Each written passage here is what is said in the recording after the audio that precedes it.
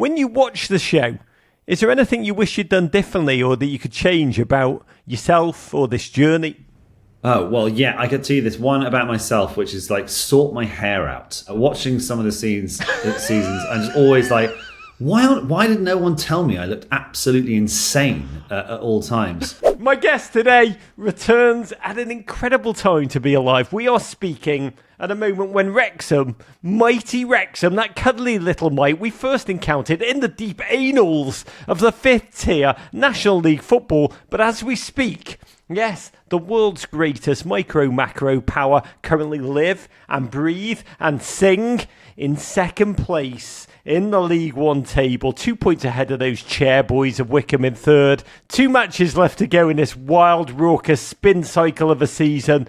And just 2 days ago, Wrexham continued their hero's journey, battling their way back into that second automatic promotion spot after a win at Blackpool, which featured the loudest away section I think I've ever heard on my television.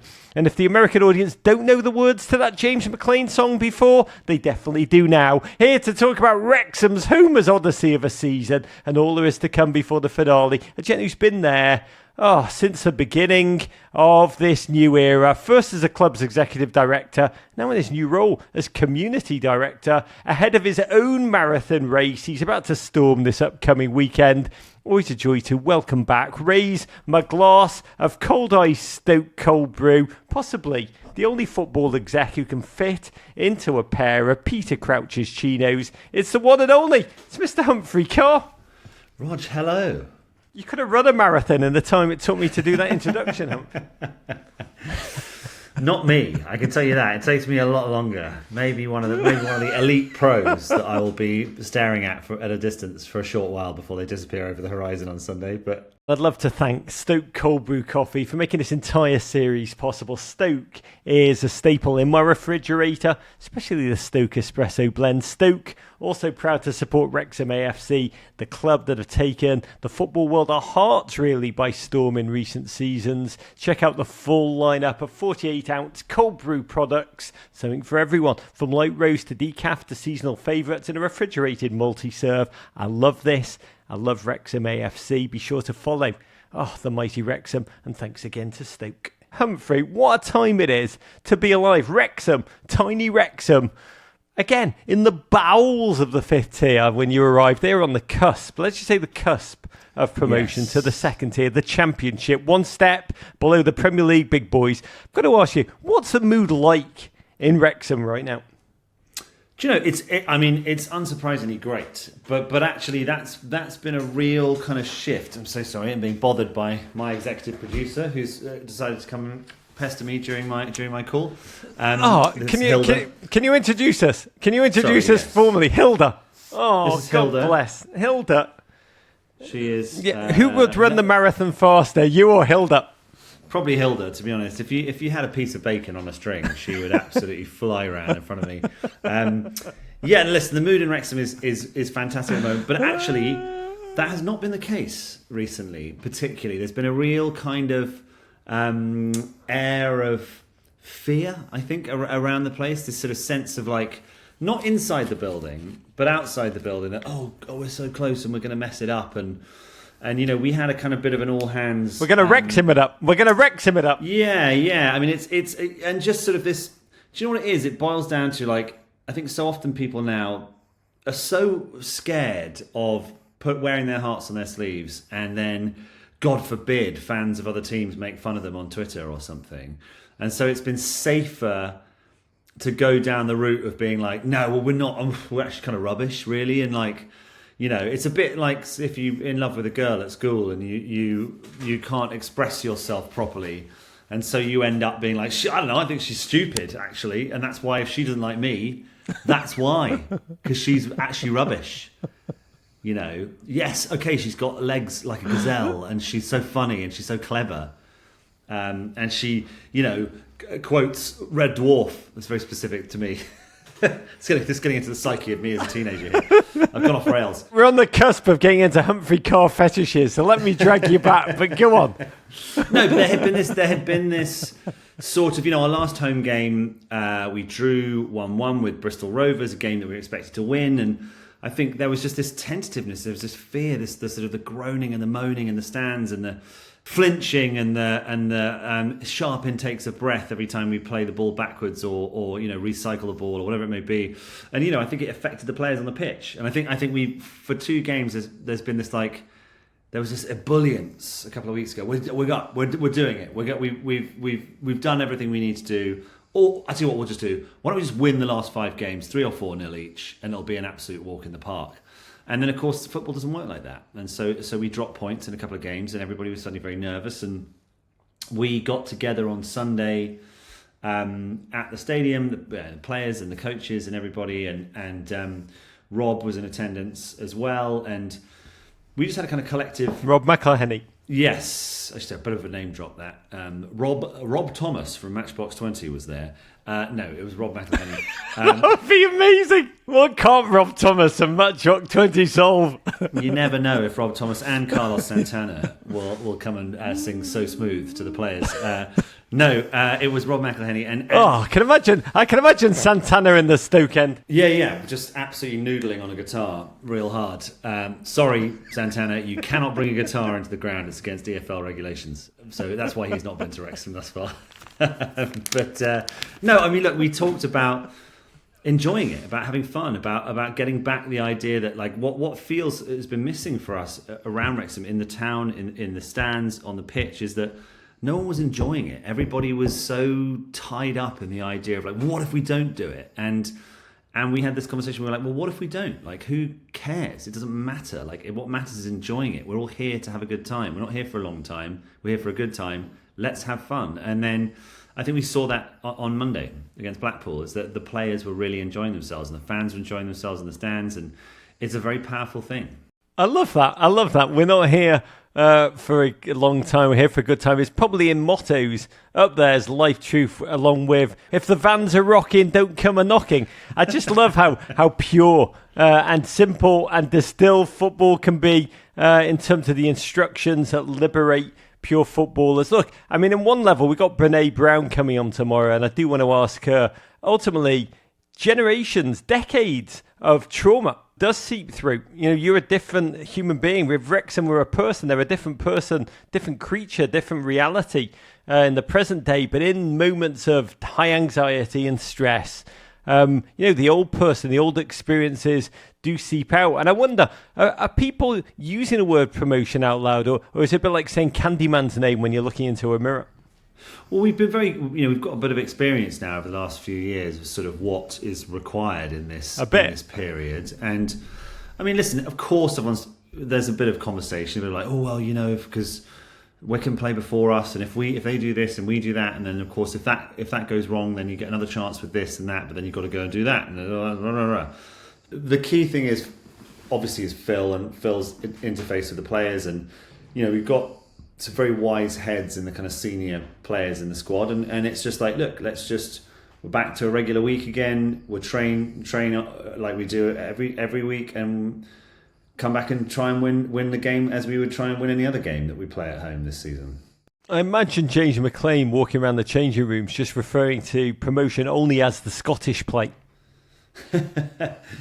Yes, yeah, which often confuses Stephen Fletcher, who's also Scottish. He's like, me, I'm doing pretty. No. No, I mean, yeah, we there's a lot of the theatrical around the place at Wrexham, but no, I mean, the guys are, it's such a cliche, but it's that dressing room has been our superpower for 4 years, is how close they are and how well they get along and how sort of serious they are about things. I mean, mostly today, a lot of the conversation today was about numbers of tickets that they could get for the game on Saturday, because obviously everyone in all their families want to come. They want all their families to be there. Yeah, it's a big day for everyone. Ollie Palmer's got to get tickets for Rob Thomas and Carlos Santana. I just love the notion of James McLean just walking around being like, the Scottish play. And Stephen Fletcher's like, yes, all the world's a stage and all the men and women merely, and just ripping off a great piece of Shakespeare. That is the secret of Wrexham's climb. Fletcher would make a brilliant Macbeth. Oh my God, make it happen. By the way, if Wrexham are promoted or Scottish played, I do believe, I know there's a lot of talk about having a massive band, Green Day or whatever, play at the STōK Kairas. Instead, you should just stage Macbeth with Fletch as Macbeth, looking at that skull. It would be genuinely magnificent. But I do want to talk more. Don't want to get too far ahead of myself. And I know ultimately I may have just rumbled something that's already... Sean, I know, is a huge Shakespeare fan and is probably already planning it. But we're going to talk more about Wrexham, who are not just standing on the doorstep, kind of wiping their feet on the brink of a remarkable accomplishment. Something that's not been done before by any team in the British Football League pyramid. But before we get to that, we've got to talk about you, because you are just 5 short days away from taking on an incredible challenge of your own. Sunday, you will be Humphrey Ker running the Manchester Marathon in support of the club's official charity partner, the quite remarkable Wrexham Miners Project. And what's remarkable about this, Humphrey, I believe all of this world of pain, you brought it all on yourself. I did, yes, very foolishly, like the hubris of man. Much like Macbeth in... No, I'll stop going down the Macbeth lines. But so I am, in my capacity as community director, one of the various hats that I wear alongside that is patron of Wrexham Miners Project, which is a brilliant charity here in Wrexham. And I committed, rather stupidly, at their AGM that if the club didn't raise enough money for them this year through our sort of various charitable endeavours, that I would run a marathon to raise money alongside to top up that total. And even more stupidly then sort of made Rob aware of this in an attempt to cajole Rob and Ryan into dropping the first tranche of charitable donation to the miners.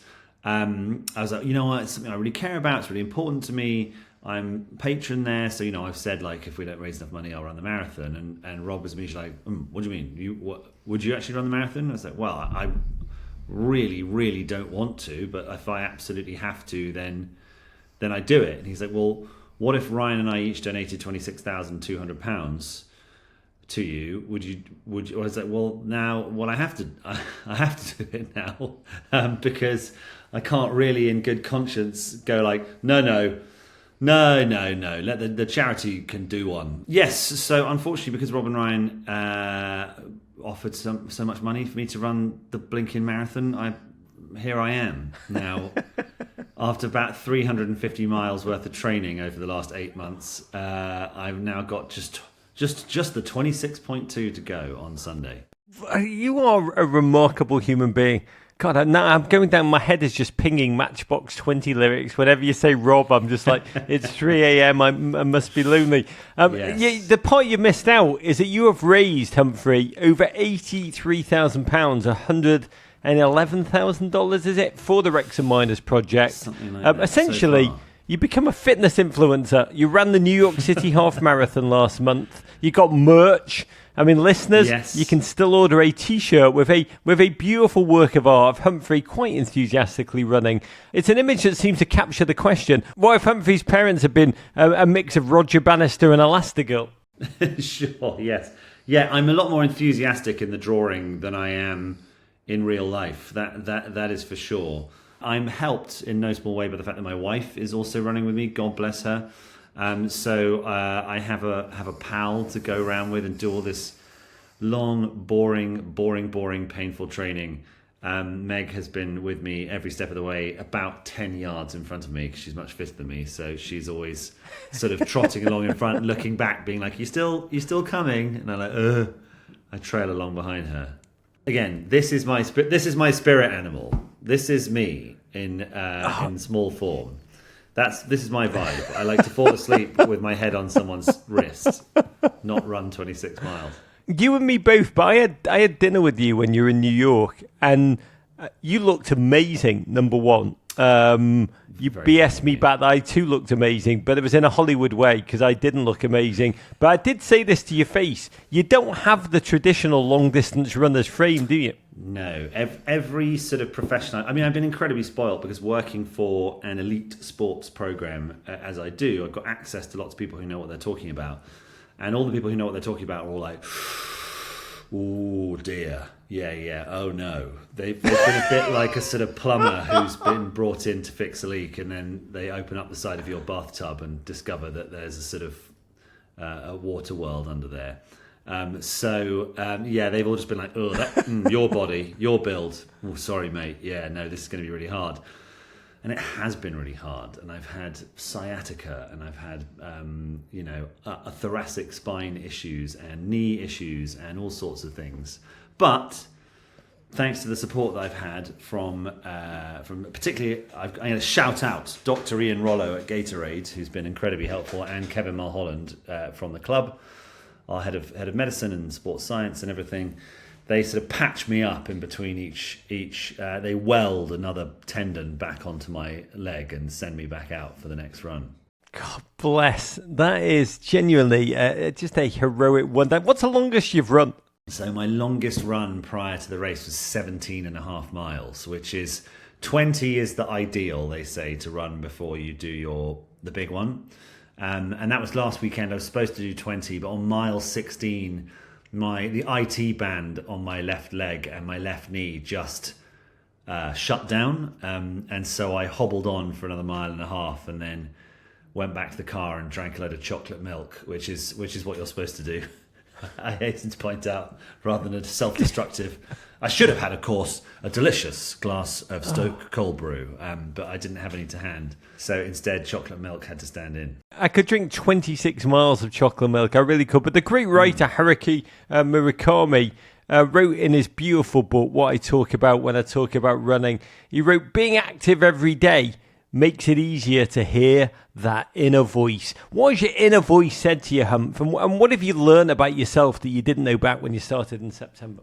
I've learnt more just like how lucky I am to have the kind of support network that I do. I wish I could say that mile 15, I was like, you're greater than the sum of your parts, and you have killed your ego, and actually it doesn't matter if your father loves you or not, or some combination of those things.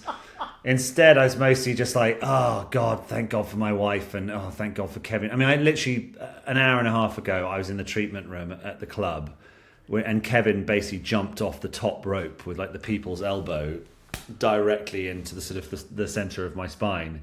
And it went like all back into position the way it's supposed to. So yeah, between Ian and Kevin and Megan, they are the people, and of course everybody who's so kindly donated to me. And donation link in the chat below. I don't think I even have the authority to say that. It's like on a YouTube video. Click on the link below to donate. There may not be one there, and if there isn't, I'm sorry that I said that. But somewhere, again, the money is not for me. The money is for Wrexham Miners Project. The wrestlers, we have been there and we have shot there, and it is an incredible baked into the fabric of the community. It's everything that makes Wrexham great, and I do imagine when you are past mile 17 into that uncharted territory, that will allow you to dig deep, beat the runner's nipple, and just finish in a remarkable time. But I do need to know, you're almost there. You've got less than a week, and you will be a marathoner, and you will be, Humphrey. I've got complete faith in you. But you recently asked several of the Wrexham players exactly what they expected you to do on a brilliant video. Their answers range from guessing you'll finish in just over 4 hours, which was very generous, to Stephen Fletcher, who suggested you were almost, quote, definitely going to die out there on the course. What are your own expectations for Sunday? Well, do you know, after today, after getting fixed up by Kev, I'm feeling more bullish than I was 24 hours ago, because I was in a lot of pain just trotting around with the old sciatica and stuff. It's going to be somewhere in the 5 to 6 hour region, anywhere in there. I think if it goes really well, and I prepare well, and I roll out my IT band well, and I do my stretching properly between now and then, I'd be very happy with 5 hours 15.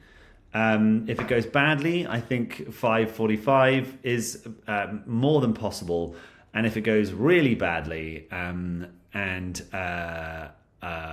somewhere Fletch is put on alert to come and fish my body out of the canal because I've tipped over and gone in, 6 hours of running on Sunday. But we'll see. By the way, Stephen Fletcher has already called dibs on your dog if you die. Yes, I know. Well, you've seen her. She's an angel, so who can blame him? Just remind the people, Humph, how can people sponsor you and support the Wrexham Miners Project in the process? A really easy way is to Google Just Giving and my name, Humphrey Ker, Ker. That the first result that will come up is going to be my thing. Or you can go on. It's a bit more around the house. You go on my Instagram. It's in my links in my bio, all that sort of stuff. Link is in the podcast notes. Link is in the YouTube notes. Support Hump. Support this cause, and God bless. By the way, in addition to running a marathon, learning about your carb loading, whether your nipples are going to bleed or not bleed, don't neglect those nipples. Oh, they've bled over the course of the training. Just start to treat them like Trent Alexander-Arnold treats his, and you'll be all right. But you've also taken on a new role at Wrexham. You've transitioned from being the executive director, where you've been since Feb 2021, to being Wrexham's community director. You've said that you're no longer as involved in the day-to-day. You probably don't get as many tweets from strangers asking why you've not signed Kevin De Bruyne yet. But can you talk about your new role and what decided for you to make that change? A community director is a role that focuses on kind of the club's work in the community of Wrexham. So it's specifically around our foundation, our charitable foundation, the work they do in like local schools and youth organisations in particular, to use the kind of power of the football club to help drive positive change in Wrexham and North Wales. And, as the club has grown, I found that my role as a sort of executive figure at a sort of sub-board level was less and less necessary. Michael Williamson, the new CEO, and so many new members of staff. I mean, just today at the stadium, I was wandering around, I was like, I'm meeting loads of people I've not met before, because we just keep hiring people left, right and centre, which is brilliant, because we are growing and we desperately needed to do that stuff.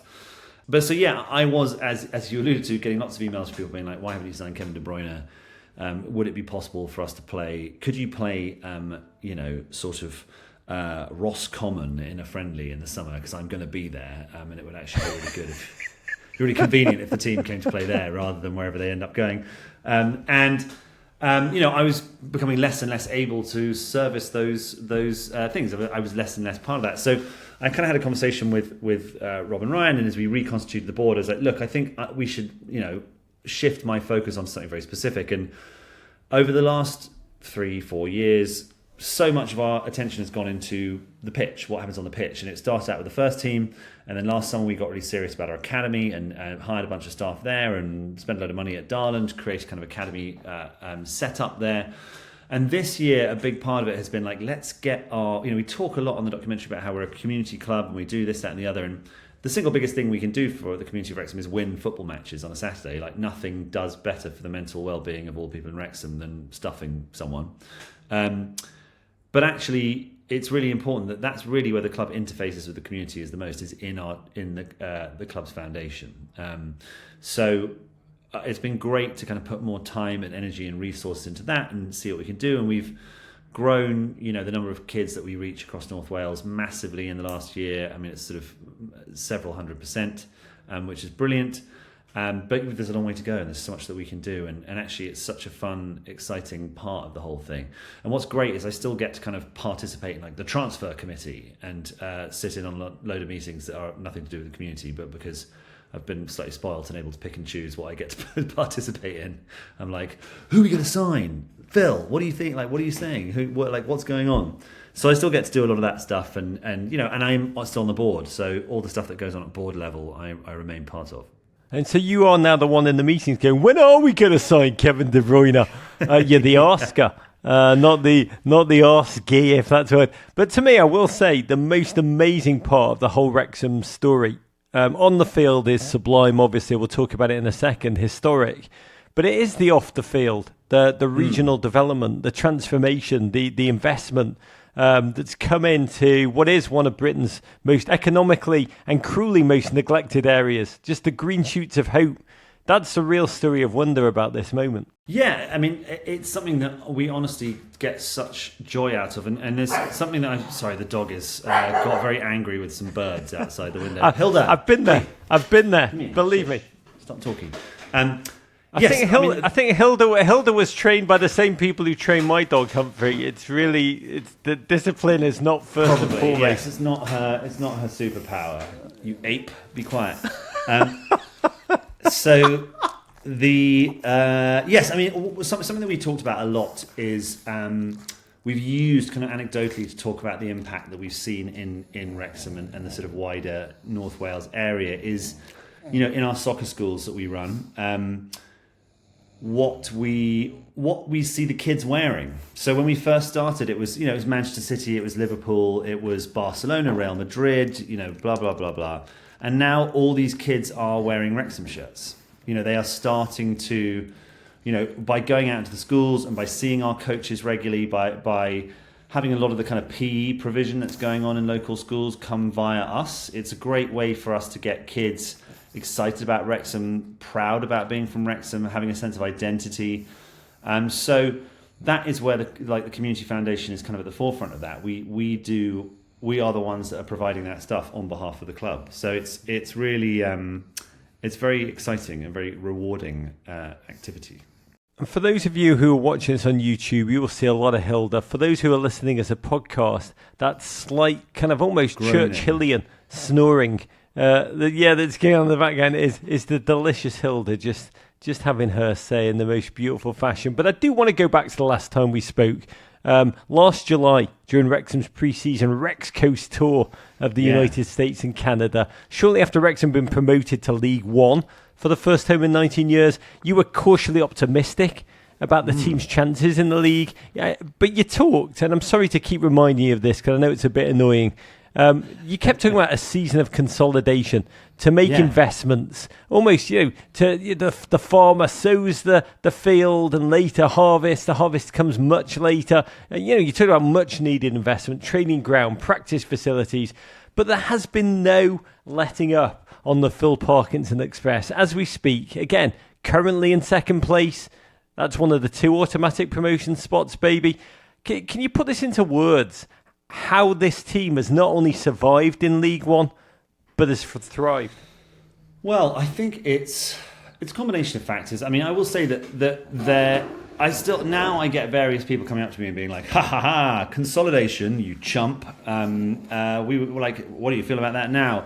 I still think consolidation, we've achieved that goal and surpassed it. So I feel good about the consolidation that has gone on, the fact that we've stayed in the league and the work that's gone into the COP stand, which we're very much excited about the fact that that's going to be starting this summer. And then yes, the problem is I can run my mouth, run my pretty mouth for the microphones as much as I like, but I can't contend with the fact that Phil Parkinson is a winning machine and he just doesn't. The word consolidation, he doesn't know what it means. He's seen it, consolidation loans kind of thing, adverts. He's like, I don't want any part of that. No thanks. We are not home and hosed by any stretch of the imagination. And if we were not to get promoted this season, it would not be the end of the world by any stretch of the imagination, despite the very good position we find ourselves in with 2 games left. Because the reality is that we'll be here next year, playing football from August till May, and there'll be highs, there'll be lows, there'll be thrills, there'll be spills, and hopefully we'll have the skills to pay the bills. Hey, God, you landed that one. By the way, you'll be running an ultra marathon this time next year. You do know that, right? Yes, very possibly. Do you know what? I will say one thing as an aside is that when I started doing this, I was like, God, this is so hard. But aren't I? What a virtuous. I mean, in a way, I don't want to use the word hero, but I guess I am a hero. And then Jamie Lang from Made in Chelsea went and ran 5 ultra marathons in 5 days and raised £2 million for sick kids. And I was like, well, okay, I guess I'm just a big fat loser in comparison to him. I guess I'm just a big old donkey who shouldn't have bothered. No, I mean, I cannot believe that guy is such an unbelievable hero. Having previously always been like, I don't like Made in Chelsea. I've got no time for any of those people.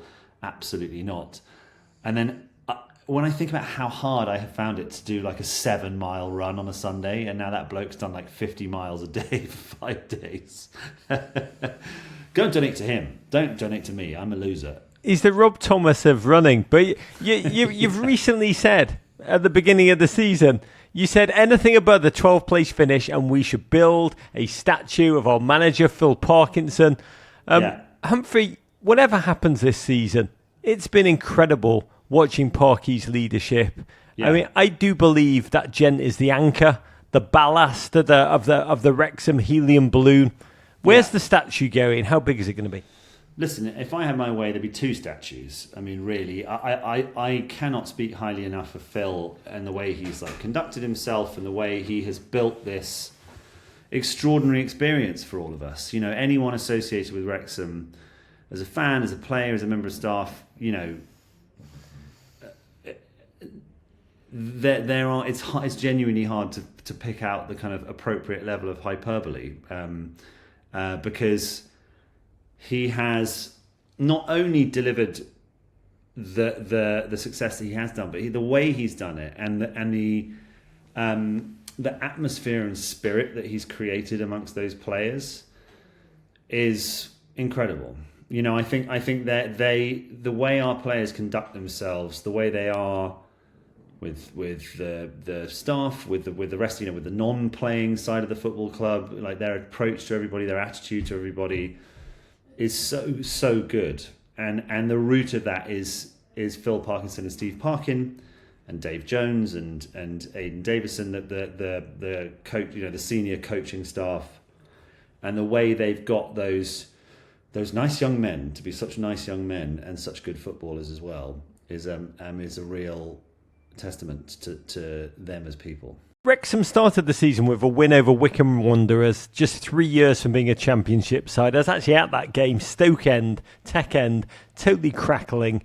But it's been onwards and upwards. You made it through the end of the year with only 3 losses, twice gone on 8-match unbeaten runs, including this current streak. I asked this question to the quite magical Ollie Rathbone last month, but I'll ask you too. Was there a moment or a game when you started to think less about consolidation, the C word, and more that your team could actually do this, could actually push for the unheard of third straight promotion back to back, or whatever that is? Yes, I mean, I would say that one of the first instances was after 5 games, because we had in the summer said to Rob and Ryan, hey, just so you're aware, those first 5 games are really tough. We're playing a lot of really good, strong, big teams, difficult away games, you know, it's going to be really tough. And after those 5 games, we were top of the league. And we were like, oh, interesting. Okay, that's all right. But maybe that's just people getting used to us, people working us out, you know, people work us out, get more difficult. But you think about that, you know, there's been games where we've gone, you know, Huddersfield away was a big one for me, because it's, you know, that's a team that's just come down from the Championship, went there, won 1-0. I mean, really, one of the stories of our season has been the transformation in our away form since January. You know, before January, we really, really struggled away from home. At home, we were very good. And then when we went out, and the acquisition of Jay Rodriguez and Sam Smith and Ryan Longman totally changed the dynamic away from home. As we started to see these big, you know, again, this weekend that's just passed, we dropped points at home in a game that you would ordinarily expect the team in second to beat the team in 20th or whatever it was, and then gone away to Blackpool, who've been incredibly good at home and sort of giving some thought to playoffs themselves, and come away with you know, one of the performances of the season. So it's hard to put a finger on where. I mean, I think it just sort of, in the run up to January, you know, we had a discussion. It was like, right, I think we, you know, if we spend a bit of money here in January and really go for it and roll the dice, I think we could go, you know, we really think we could go up again this season. I mean, Phil before the season was like, I think we can get in the playoffs. You know, if we get it right, I think we can have a real go and we can get in the playoffs and sort of roll the dice and see what happens. And then that old wily old coot has had us in second or third for most of the season, and first for a big chunk of it as well. Wily old cute, I just love. But there's been so many players who have stepped up for Wrexham this season. Yeah. Quite electric. Ollie Rathbone, who I just mentioned. Sam Smith, who joined from Reading in January. Young Max Cleworth came up through the Wrexham Academy. That's going for fun as a centre-back. He came on our show 2 months ago. You got the Scottish samurai, 38-year-old Stephen Fletcher, who's kind of Benjamin Buttoned his way into becoming Wrexham's top goal scorer in the league. Humphrey, who's been the most surprising and joyous part of this season for you? Ooh, player-wise, that's a good question. You know, I think the Owen O'Connell is potentially my player of the season, because I just think he's been so strong in the centre of that back three. I think there's been a couple of games where he's had rickets. He's dropped a clanger or two, and those have tended to be the games that we've lost. And what that says is when Owen plays well, Wrexham play well, Wrexham win. And if Owen doesn't play well, as he has not on one or two, in some moments here and there, then we don't play as well. So I think he's maybe my pick, but I mean, Ollie Rathbone again has been sensational. The way he played yesterday against Blackpool was unreal. Duracell, Energizer Bunny, some of the touches, some of the little intricate moments of play, his ability to retain the ball in tight spaces. He scored a goal. And then Sam and Jay have come in and again completely changed the face of our last 15 games of the season. So yeah, have I said everybody's name yet? Ryan Barnett's top assist maker in the league. Ryan Longman's come in and been brilliant. James McLean leads from the front and the back and the sides. It's been that collective effort from absolutely everybody. Mark Howard, who came back in and was in goal for 5 or 6 league games when Arthur was injured. Callum Burton was brilliant, then he got injured. Everybody has earned the right to enjoy themselves this season. They've all done it. I think the only one you missed out is Mickey Thomas. Yes, exactly. Matty James came in halfway through the season. Joey Jones. Put Matty James's name. Andy Cannon has been brilliant. You name it. Oh. Can I say, you hinted at one of the hardest aspects of Wrexham's rapid rise, which is to stay competitive. New faces have had to come in, emerge, new talent, and displace players who've been heroes in Nations League and League Two realities. Yeah. Can you talk about that aspect? Because Wrexham's structure, and you've honestly prioritised building relationships, not just bringing in players. It can make it almost harder in these moments of transition. 100%, and I mean that was something that I felt really keenly last year with some of the players that left that had been with us in the National League, and I think that will be even more painful this summer if there is changeover and people do go, whoever those people may be, because again, one of the things that I really think has been so special about this experience is that this isn't one of the accusations from outside is, they've gone and signed a bunch of sort of journeyman mercenaries and this, that, and the other. But fans of Wrexham know the sort of legendary Phil Parkinson plonker test is a massive part of our approach to signing players. We do not want people who are great players but bad people to come and play for Wrexham. It's never been the approach, and it, God willing, it never will be. So yeah, it is hard and it's difficult. It's one of the main bad side effect for me from the success is the idea that players that quite rightly could have expected to play 500-600 games for this club because they have been absolutely brilliant for us end up with a several years lifespan potentially. But of course that's going to change. I think as we top out on our journey, then we will get into those situations. I mean, Max Cleworth and Arthur Okonkwo are two players who you could easily end up seeing with 500-600 games for this club.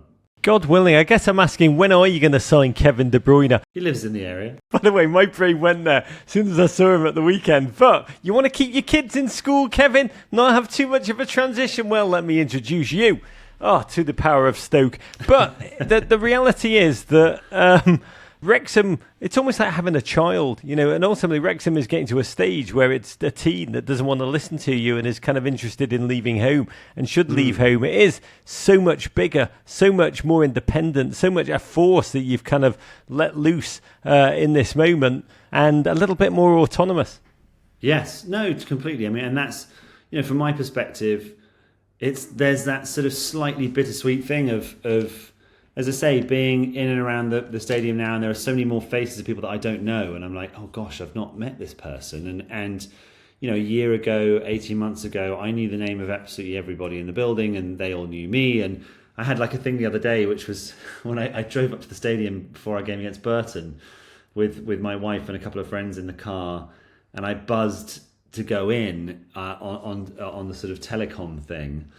And a person answered, and I was like, "Well, hello, it's Humphrey," and they were like, Okay, yeah, it's sorry. The car park's only for players and club staff and stuff, and I literally had to be like, I'm a director of the club, and they were like, oh, I'm so sorry. Okay, and like buzzed me in, and then my friends were like, oh, you did that to one of your members of staff? You were like, oh, I'm a director. Like, boo, they're ragging me real hard for it.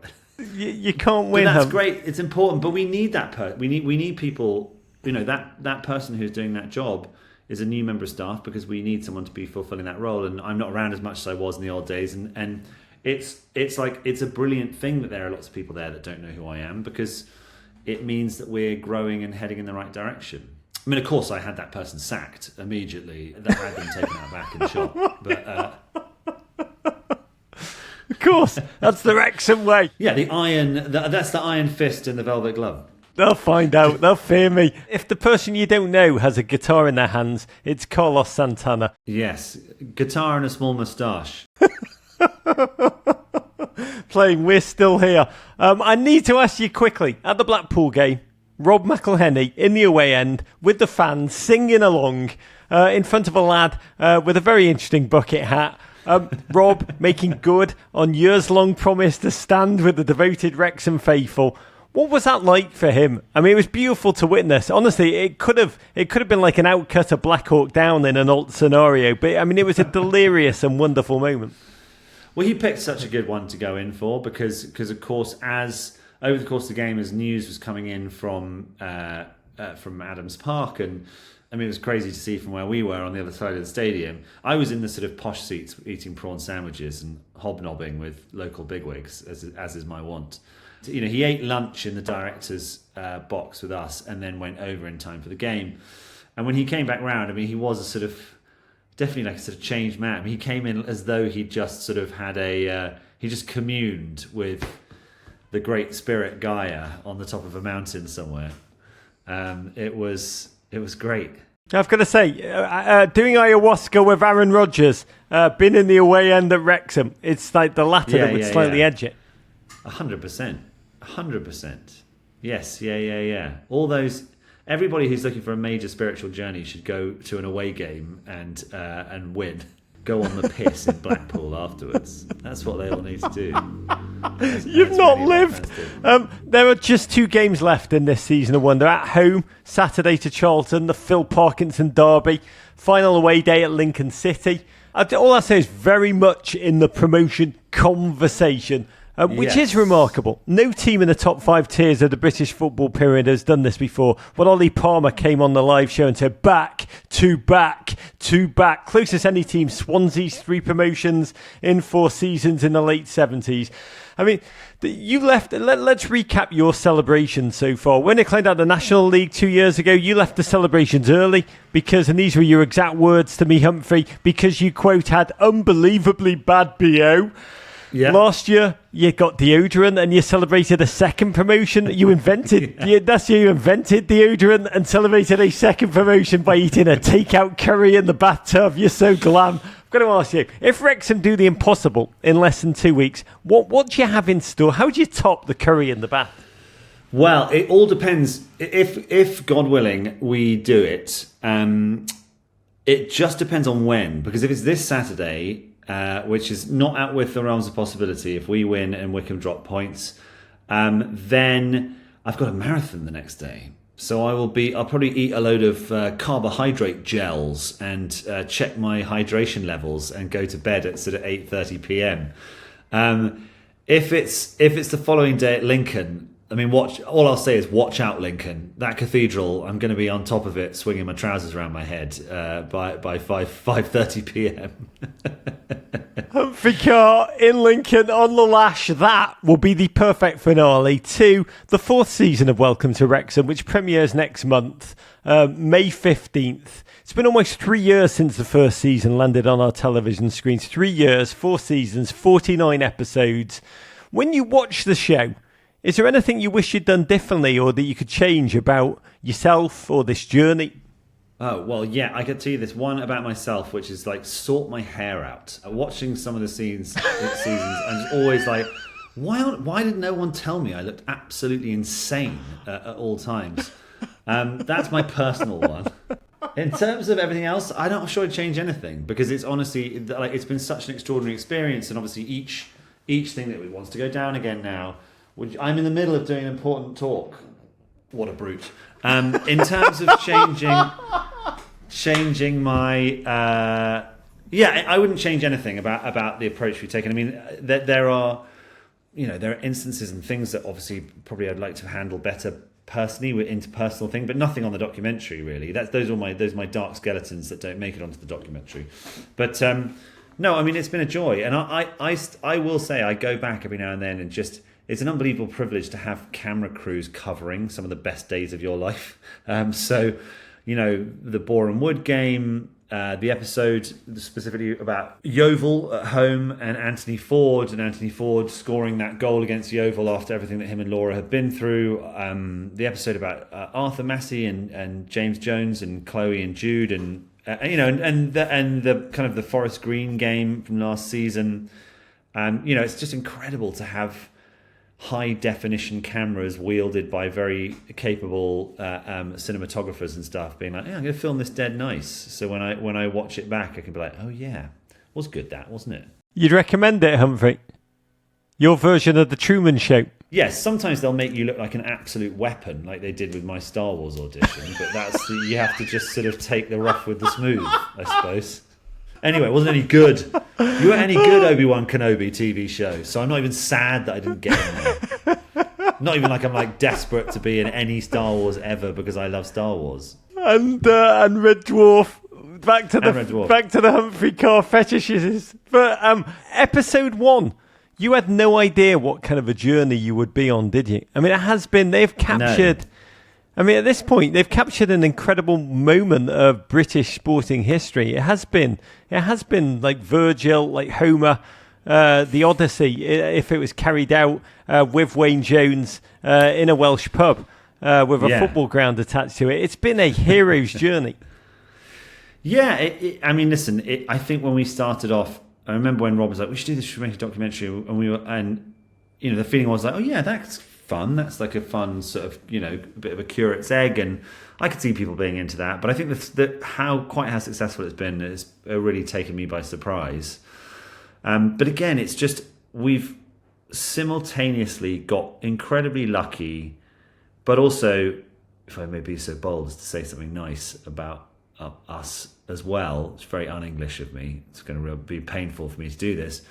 We've been quite clever in terms of who we picked and how and why and what the level of control that was ceded to kind of Phil. The idea that it was like, well, you tell us who you want, we'll get them for you. You play them how you want. You're never ever going to hear from the management, ooh, we want to play more attacking football, or we want to do this, we want to do more of that.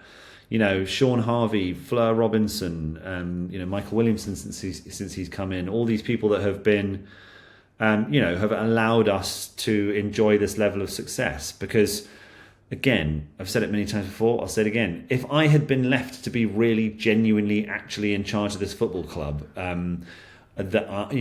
people would be burning effigies of me in the streets of Wrexham by now, because I don't know what I'm doing. I still don't know, but I still am fortunate enough to be surrounded by people who do. All I have said time and time again is the single best decision Rob and Ryan made in relation to this was deciding to be brave enough to say, I don't know how you do this, but you guys seem to know what you're talking about.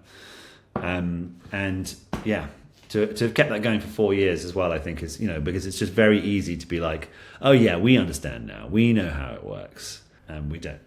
I do think ultimately that's the secret of life, Humphreys, to know what you know, to know what you don't know, and to act accordingly. What I do know is you remain a king, Humphrey Ker. I do raise my glass of STōK Cold Brew to you ahead of this marathon. By the way, how much money do you think you could have raised if instead of trying to run a marathon, you just auctioned off some Ollie Palmer bathwater, Saltburn style? Oh my God. Well, judging by how many of my friends have got a crush on Ollie, and God, please, I called him a legend today to his face. And I mean, you've never seen... Had a conversational experience more like you feel like you just shot like a giant can of petrol onto a bonfire, as much as me calling Ollie a legend, unironically. No, I mean, I love Ollie. It's very hard not to love Ollie. He's a rogue of the first order, and I am here for it, as the kids say.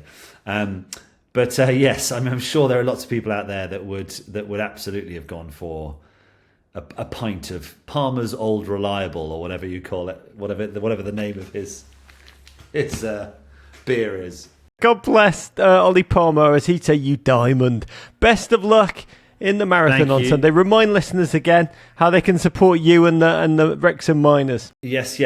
Smash the like and subscribe button, fam. But also get down there near that. There's hopefully a link to my Just Giving, and I'll raise an energy gel to all of you. I'll suck this down after this to recover suitably from this interview. And yes, justgiving.com/pages/Humphrey-runs. Or you can go on my Instagram, or it's all on lots of club Twitter around that. I think if you just Google Just Giving Humphrey Ker, you'll get taken to it. Oh, look in the show notes. It's remarkable what you're doing. Cheers. For the best of causes. The Wrexham Miners Project. Savour every mile, every moment of the rest of the season. To more Humphrey, to you and Hilda.